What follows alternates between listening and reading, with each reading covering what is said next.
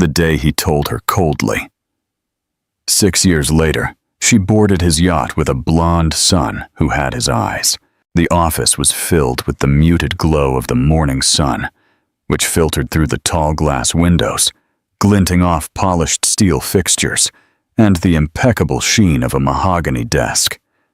Edward Hayes stood near the window, his posture rigid, his blonde hair perfectly styled, his navy suit immaculate, an armor that reflected his wealth and control. Behind him, the Seattle skyline stretched endlessly, a reminder of all he had built and everything he believed he could never risk losing. Sarah stood near his desk, holding the small white stick in her trembling hands, her heart pounding as if it would burst through her ribs.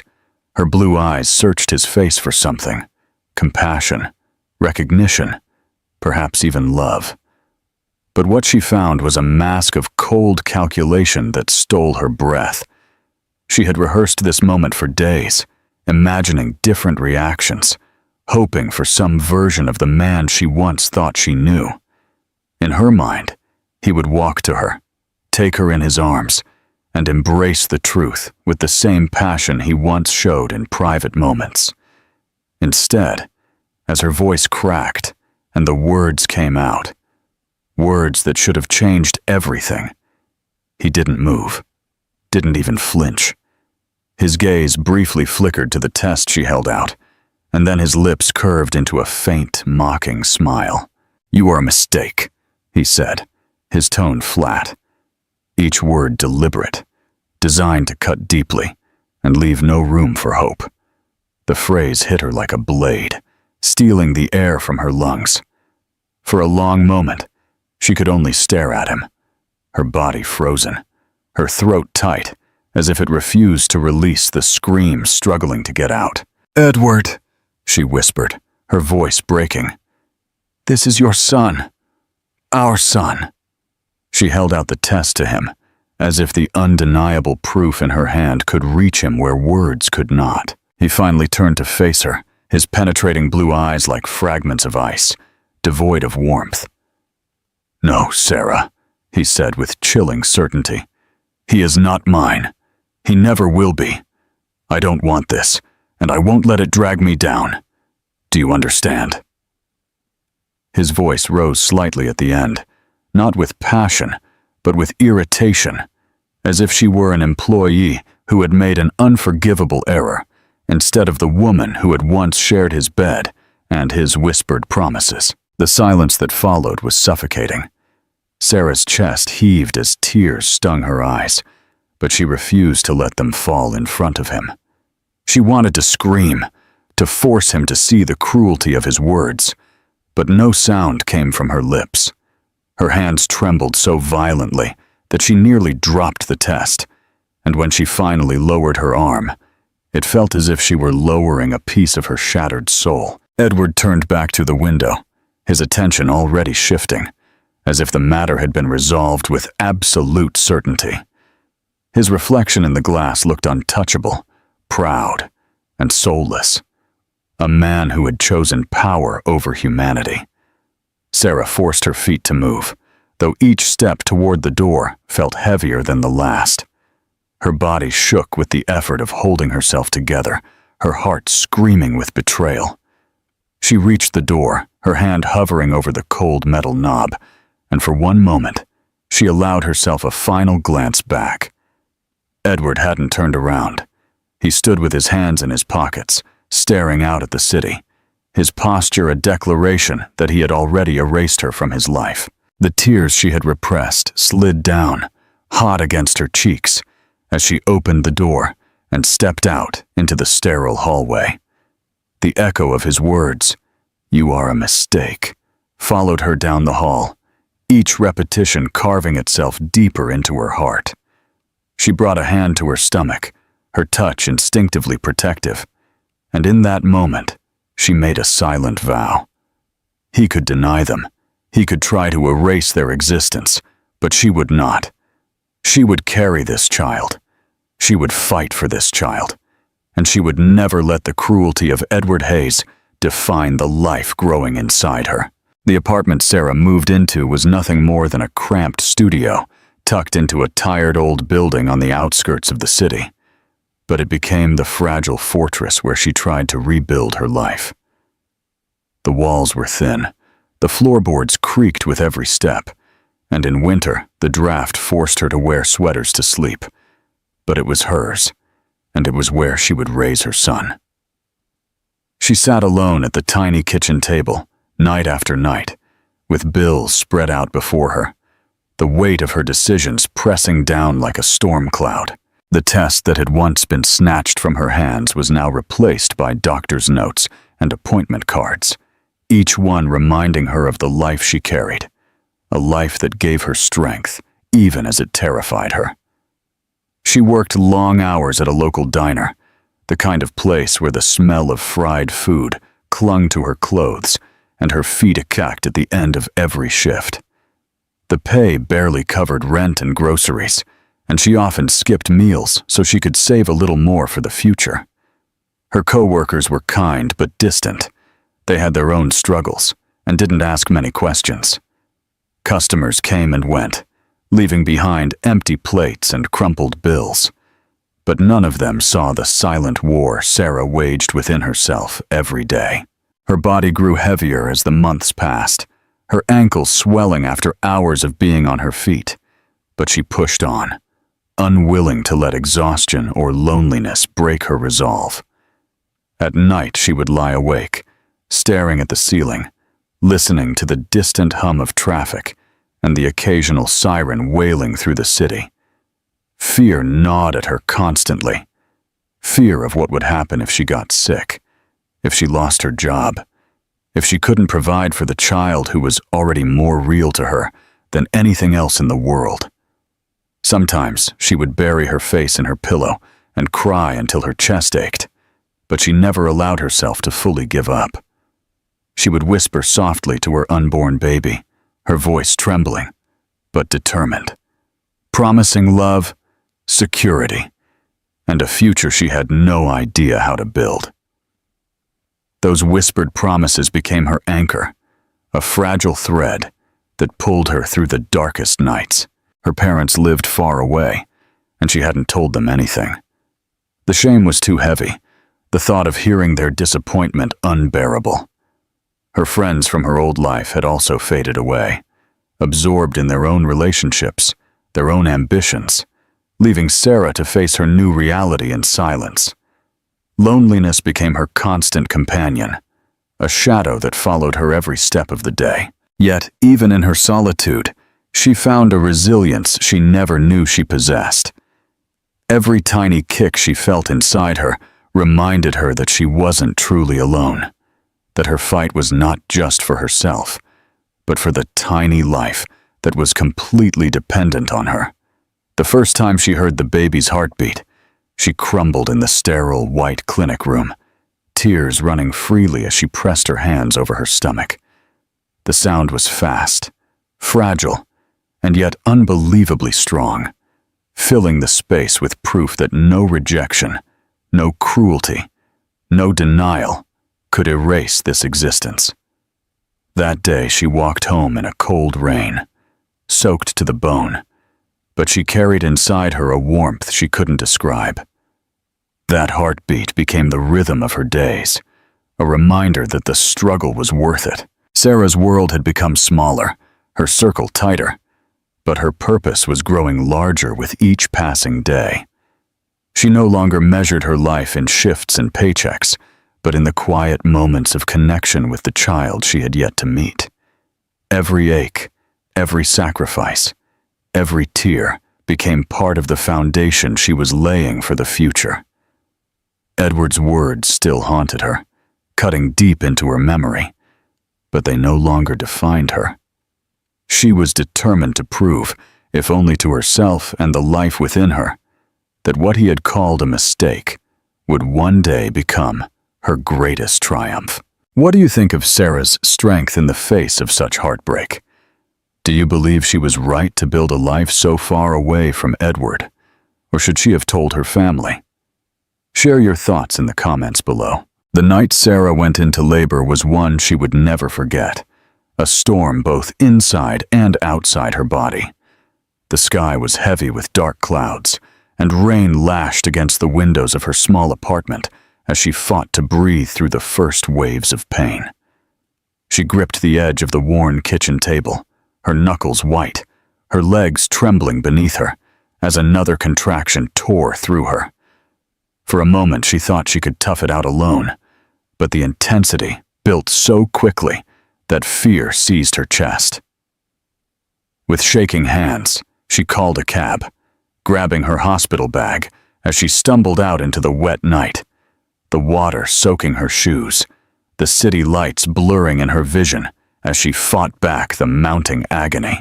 The hospital was a blur of bright lights, urgent voices, and the beeping of machines.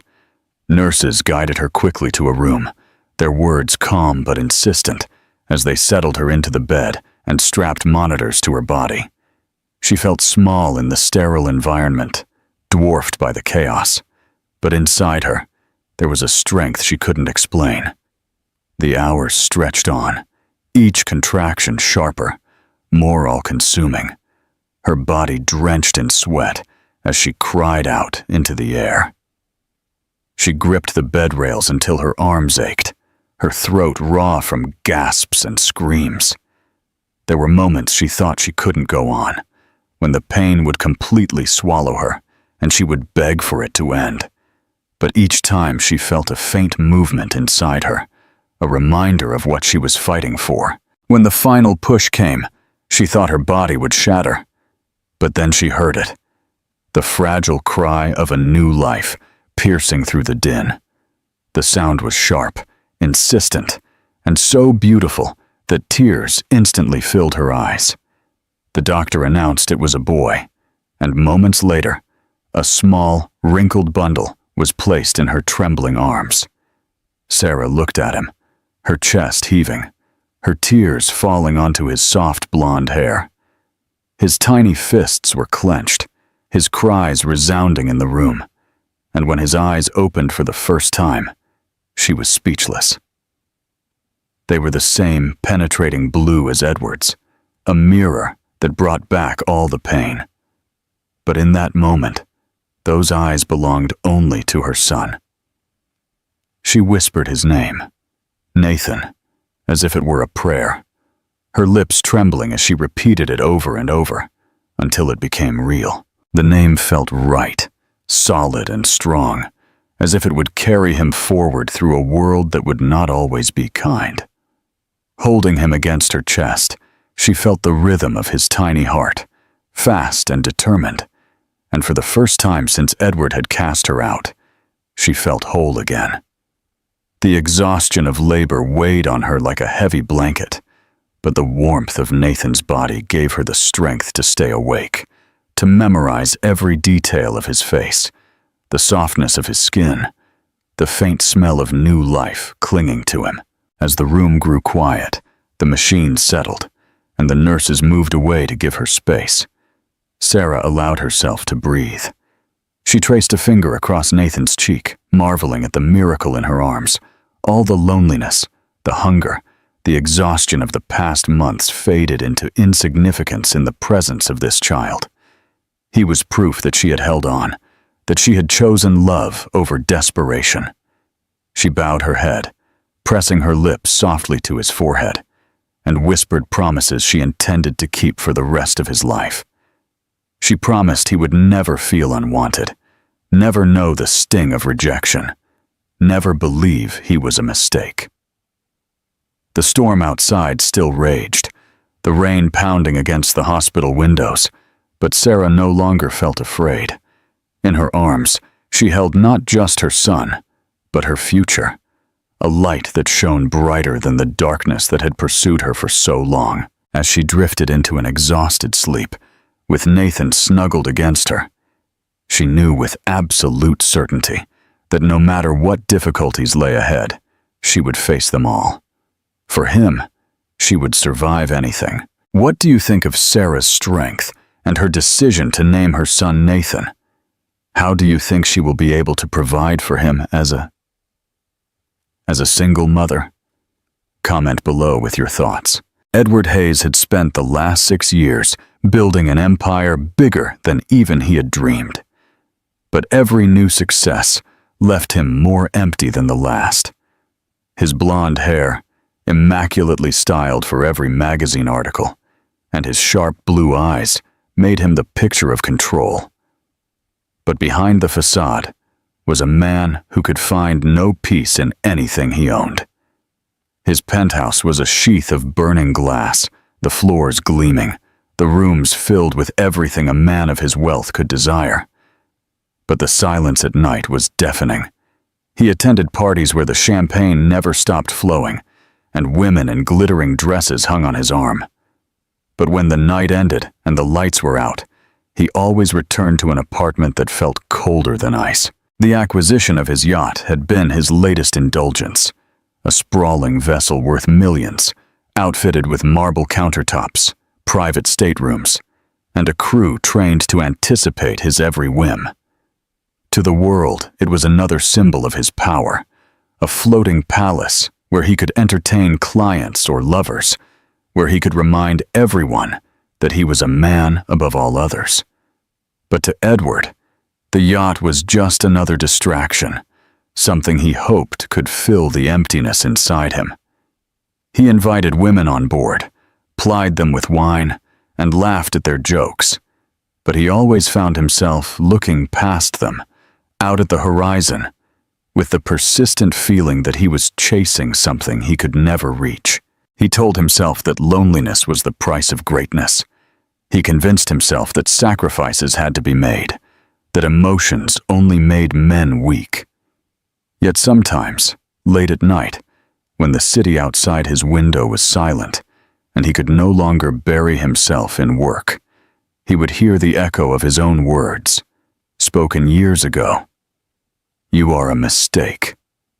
The phrase would return uninvited, bringing with it a sharp pang he would try to drown in liquor and business meetings. He never allowed himself to think about what those words had cost him, refusing to admit that somewhere there might be a child with his eyes, a child whose very existence he had refused to acknowledge. Meanwhile, Sarah was living in a very different world, raising Nathan in a modest apartment with creaking stairs and peeling paint. Edward never knew of the child's laughter echoing in the small rooms, of his endless questions about the world, of the way his blonde hair caught the sunlight, and his blue eyes, Edward's eyes, sparkled with curiosity. Nathan had grown into a bright, cheerful boy who loved stories and was fascinated by the sea, even though he had never known the father whose blood ran in his veins. Sarah protected him from the truth as best she could, giving him enough love for two, though in the quiet of the night she sometimes wondered how long she could keep the truth hidden.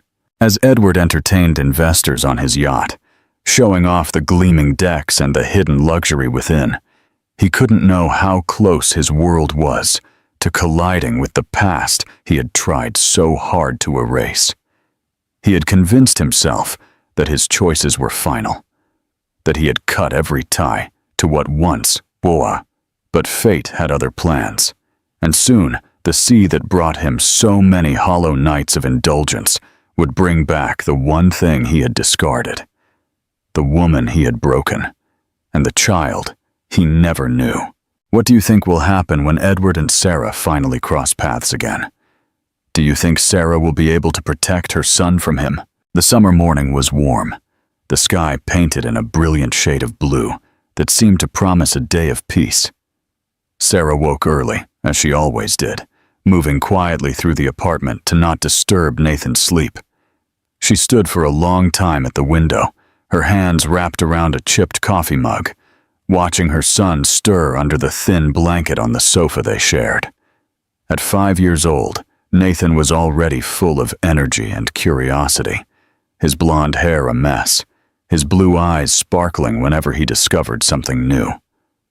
This morning, she wanted to give him something special, something beyond the routine of cramped walls and city streets. When her friend called with an unexpected opportunity to help on a yacht for the day, Sarah only briefly hesitated before accepting. The pay would be modest, but the idea of showing Nathan the sea filled her with excitement. She packed his small backpack with care, tucking in his favorite toy car and a sandwich, telling herself that this would be a memory he could cherish. When they arrived at the dock, Nathan's eyes widened at the sight of the vast stretch of water.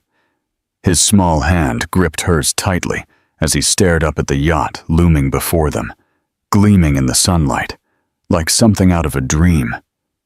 To him, it looked like a castle on the sea, and his mouth hung open in awe as he whispered, "Mommy, it's huge." Sarah smiled at his wonder, though her chest tightened with nerves. She had no idea who owned the vessel, only that her friend had vouched for her skills in the kitchen and promised the work would be easy. She reminded herself it was just for one day, a chance to let Nathan see a world bigger than their small apartment, and she pushed down her anxiety as they boarded. The crew greeted her with polite nods, showing her to the galley where she would spend most of her time, preparing simple meals and helping with service. Nathan was allowed to sit quietly in the corner, drawing in his coloring book, as he often did when she worked. He sat with his legs crossed, his blonde head bent low, while Sarah tied on the apron she had been given and tried to focus on her tasks.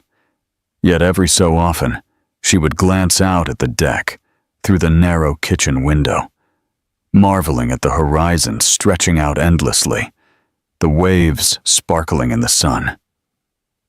She thought about how much Nathan would love to be out there, the sea breeze in his hair, his laughter floating over the water. The first few hours passed without incident. Sarah chopped vegetables, washed dishes, and followed the chef's instructions, while Nathan munched on the sandwich she had packed. The kitchen smelled of roasted garlic and fresh herbs. The sounds of sizzling pans filled the air. For a brief time, she allowed herself to feel almost normal, almost as if this was just another job, not the strange, glittering world of wealth she had always avoided. She told herself she would finish the day, collect her pay, and leave with Nathan, both of them with the memory of the ocean in their hearts. But fate never let her off so easily. Late in the afternoon, voices rose outside the galley, deeper and sharper than those of the crew. A presence moved across the deck, with the kind of authority that silenced conversations, and Sarah froze, her knife stopping mid-chop. She heard approaching footsteps, the sound of a laugh that was both familiar and jarring. Her heart hammered wildly as she pressed her palms against the counter to steady herself, though she hadn't seen him yet. Nathan, oblivious to everything, had wandered over to the door, his coloring book in hand. He leaned forward, his blue eyes wide with curiosity, as he watched the man walk onto the deck. Sarah followed her son's gaze, and as her eyes landed on the tall figure with sun-kissed blonde hair and penetrating blue eyes, her breath caught in her throat. Edward Hayes was no more than 10 feet away, his tailored white shirt immaculate against his tanned skin, his confident stride owning the space, as if the yacht itself was his throne. Sarah's body tensed, her stomach twisted, as if the floor beneath her had vanished. She had spent years building a life without him, raising Nathan in the shadow of his absence, and now here he was, as sharp and imposing as the day he had cast her aside. Her first instinct was to pull Nathan away, to shield him from Edward's gaze, but it was already too late. Nathan had already stood in the doorway, the sunlight catching the blonde in his hair, his blue eyes, Edward's eyes, looking with curiosity at the stranger in front of him. In that single moment, Sarah knew that the fragile wall she had built around their life was about to collapse. The past she had fought so hard to bury had resurfaced, and it had found her here, on the sea, with her son at her side. What do you think will happen when Edward and Sarah finally cross paths again? Do you think Sarah will be able to protect her son from him? Edward froze, as his eyes landed on the small figure in the doorway. The boy couldn't have been more than 5, his blonde hair catching the sunlight in the exact shade that Edward saw in the mirror each morning, his blue eyes large and innocent, yet so piercingly familiar they sent a jolt down his spine. For a moment, the bustling sounds of the yacht disappeared. The clinking of glasses, the chatter of guests, the constant hum of the engines, and all that was left was the sight of the boy's gaze locking onto his. Edward's chest constricted, his throat suddenly dry, as if his body already knew the truth before his mind could process it. He reeled inwardly, though outwardly he forced himself to stand straight, his posture betraying only the slightest hesitation. Sarah appeared instantly, her movements quick and protective, pulling Nathan to her side, as if she could shield him with the force of her body alone. Her eyes, the same blue eyes that once looked at him with love, were now sharp with warning. She stood stiffly, every line of her posture screaming that she would not let him get close. Edward's lips parted, but no words came out. For the first time in years, he was speechless, stripped of the commanding voice that had once bent boardrooms and politicians to his will. He had built an empire, silenced opponents, conquered every challenge that dared to face him. But now he was helpless in the face of a child who wore his face. The silence stretched impossibly, thick and suffocating. Nathan looked up at Sarah with curiosity, tugging gently on her apron. "Mommy, who is that man?" he asked in a small voice, his innocence cutting through the tension like a blade. Sarah tightened her grip, her hand trembling only slightly as she smoothed his hair. "Nobody important," she said, her words sharp, aimed at Edward more than her son. Her tone was laced with bitterness. Every syllable meant to remind him of what he had abandoned. Edward took a step closer, unable to stop himself, though the weight in Sarah's gaze warned him to keep his distance. "Sarah," he began, his voice low, husky, stripped of the authority it used to carry. "Is he?" His eyes flickered to the boy and back, desperate for confirmation, even as the truth screamed in every detail of Nathan's face. Sarah's expression hardened, her jaw tightening, her anger burning through her exhaustion. "Yes," she said, her voice quiet but cutting, every word precise. "This is Nathan, your son, the boy you called a mistake." Her eyes glistened with unshed tears, but her voice didn't crack. She had cried enough years ago. Now she spoke with the strength of a woman who had raised a child alone. The word hit Edward, harder than any blow he had ever endured. His chest constricted, his stomach churned, and for a moment he felt as if the deck beneath him might give way. He remembered that day in his office, the look on Sarah's face as he dismissed her, the cold certainty in his own voice as he told her she meant nothing. The memory collided with the sight of Nathan, the living proof of the life he had rejected, and the weight of his cruelty settled on him like lead. Nathan looked between them, confusion flickering across his face as he tried to understand. "Mommy, what do you mean?" he asked softly. But Sarah knelt down and brushed his cheek, whispering something meant only for him. Edward couldn't hear the words, but the tenderness in her tone broke him open. She had carried it all, every hardship, every sleepless night, every sacrifice, without him, and she had done it with love. For the first time in his adult life, Edward felt small. He wanted to speak, to say he was wrong, to beg for forgiveness. But the words tangled in his throat. Sarah rose again, standing before him, her body positioned as a barrier between him and the child. "You don't get to come back into his life just because you finally saw what you chose to ignore," she said in a low voice, but with the force of a sentence. "You had your chance, and you threw it away." Edward's eyes stung, though no tears fell.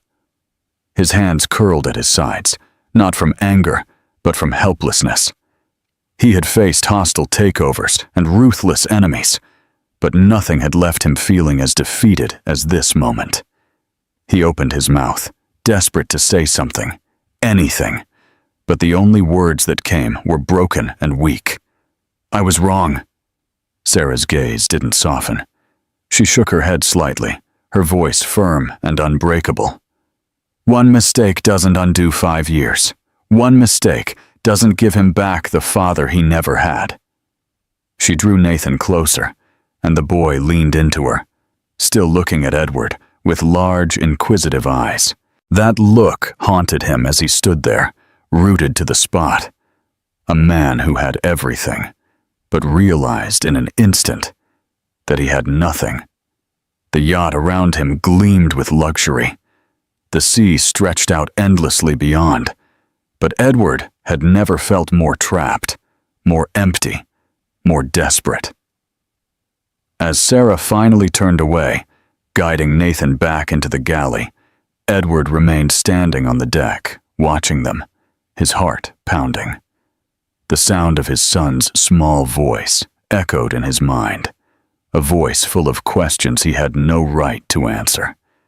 He had built his life on power and denial, but standing there, watching the woman he had broken walk away with the child who carried his eyes, Edward Hayes felt the crushing truth.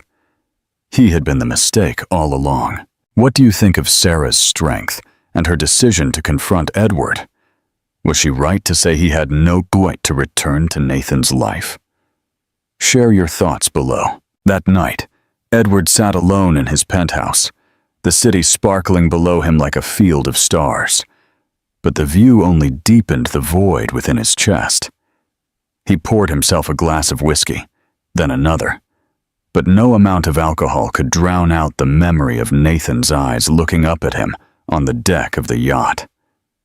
Those eyes had stripped away every shield he had built over the years, every illusion of control and invincibility, leaving him exposed and shaken in a way he couldn't explain. He thought of Sarah's voice, firm and unbreakable, as she named him the father of the child he had once dismissed. The words circled endlessly in his mind, a relentless reminder of the life he had cast aside, and the years he could never get back. For the first time in his adult life, Edward found himself questioning everything he had built. The empire that had once defined him now felt meaningless, its towers of glass and steel nothing compared to the weight of his own failures. He tried to focus on contracts, meetings, and deals, but every page blurred until all he could see was a small boy's blonde hair and the curve of his curious smile. At night, he would toss and turn, the echo of Sarah's bitterness chasing him in restless dreams, where he would reach for Nathan, but always find he was too late. When Julia, the woman who had been his companion for the last few months, noticed his distraction, she demanded answers. Over dinner, she pressed him, her perfectly manicured fingers drumming impatiently on the table, her sharp blue eyes narrowed with irritation. Finally, Edward told her the truth, his voice raspy as he admitted that he had a son, that he had abandoned him, and that he had seen him for the first time only a few days earlier. Julia's expression turned cold. She withdrew her hand, her lips tightened with disdain, and she made it clear she had no interest in being tied to a man with a hidden child from his past. She walked out of his apartment that night without looking back, and Edward didn't try to stop her. Strangely, her leaving didn't hurt him in the way it might have before.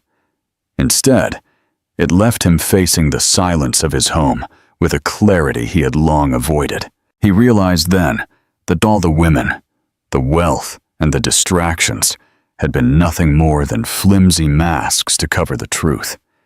He had been running for years, pretending he could live without responsibility, without love, without the consequences of his choices. But Nathan's face had shattered that illusion forever. The following days were filled with a restlessness Edward couldn't shake. He drove through Sarah's neighborhood more than once, parking at a distance, his chest tightening as he saw her walking Nathan to school. He watched from afar as the boy skipped down the sidewalk, his small backpack bouncing, his laughter reaching him even from across the street. Sarah's hand never left his shoulder, guiding him gently, her face tired, but filled with a quiet strength. Edward stayed hidden, afraid to approach, afraid to intrude, but also unable to stay away. Every glimpse of them tore him apart, but also strengthened his resolve.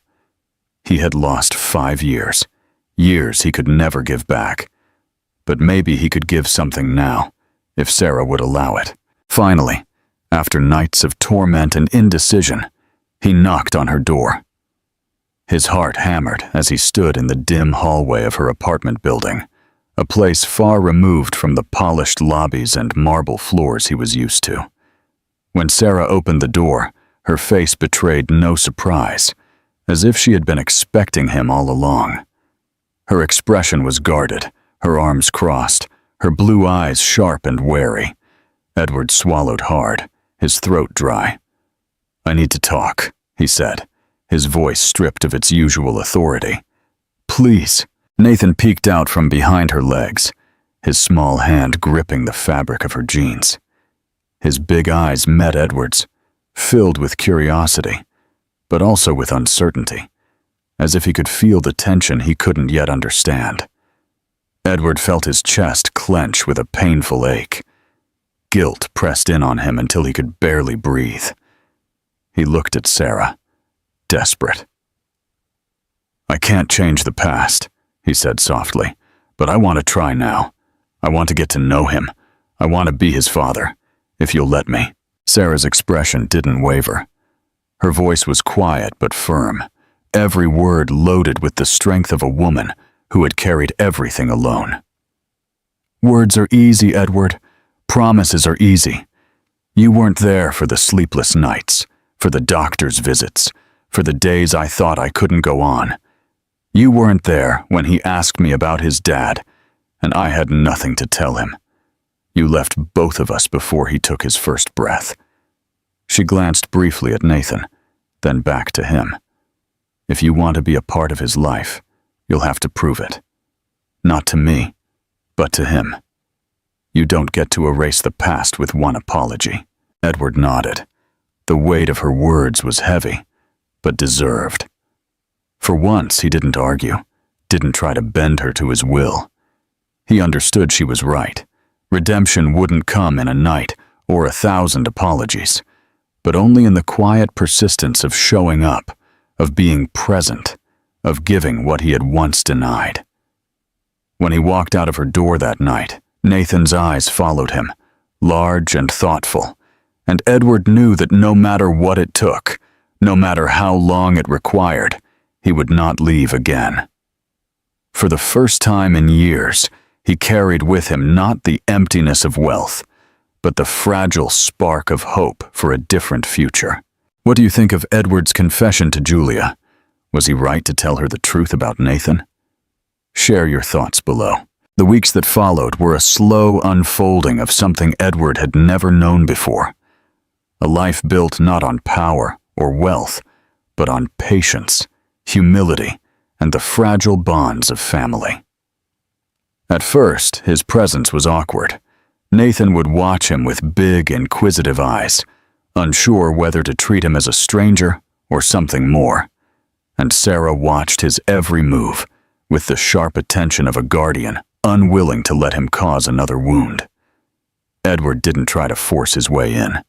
He showed up quietly, offering to walk Nathan to school, to help with errands, to sit on the floor and build block towers that always came crashing down before they were finished. The boys' laughter, as the blocks tumbled into a heap, filled the small apartment in a way Edward had never experienced, louder and warmer than any applause he had received in his boardrooms. Sarah remained cautious. She would hover in the background during those first few visits, her arms crossed, ready to step in if needed. But as she watched Edward stumble through bedtime stories, mispronouncing words as Nathan giggled and corrected him, she began to see something change. This was not the man who had once turned his back on them, with ice in his voice. This was a man who was trying, failing sometimes, but coming back again and again, with a persistence that couldn't be faked. She still carried her anger, the memories of the nights she spent alone while Nathan cried, the endless exhaustion of raising a child with no support. But she couldn't ignore the evidence that Edward was slowly changing. Edward's own world was transformed in quiet but profound ways. He canceled late-night meetings, gave up responsibilities to others he had once hoarded out of a fear of losing control, and began leaving the office early to spend afternoons in Sarah's small apartment. The penthouse no longer felt like home. Its polished silence was unbearable in comparison to the sound of Nathan's voice asking him to play one more round of a game or tell one more story before bed.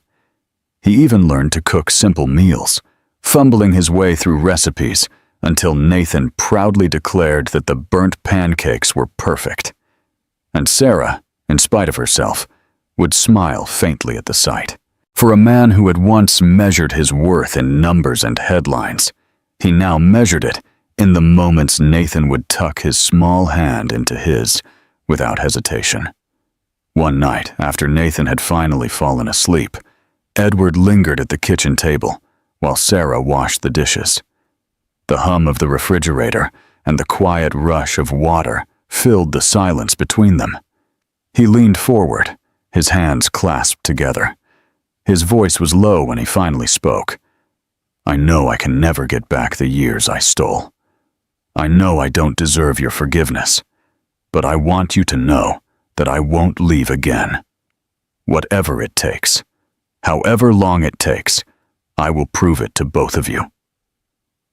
His words trembled with a vulnerability Sarah had never heard in him before. She put down the dishcloth and turned to face him, her expression torn between old bitterness and something softer. For a long moment she said nothing, studying the man who had once broken her and was now asking to build something new. Finally she exhaled, her voice quiet but firm. "I don't know if I can ever forget what you did, Edward. But maybe, just maybe, I can learn to forgive. For his sake. For mine." The admission cost her something, and he saw it in the flicker of her eyes. But it also opened a door neither of them had dared to imagine before. Edward reached slowly across the table, almost afraid she would pull away.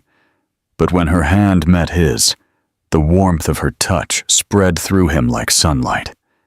It was not the victorious triumph he had once sought in his business conquests.